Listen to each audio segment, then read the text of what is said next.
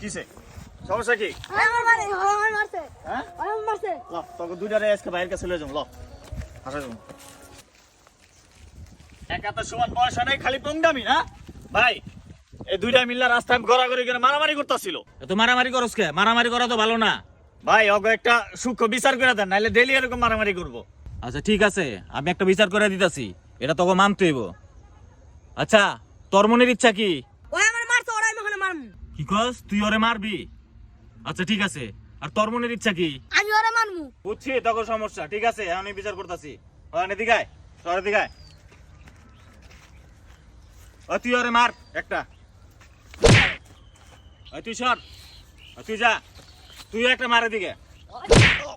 ঠিক আছে, এখন তোরা দুজন জাগা, ঠিক আছে যাও।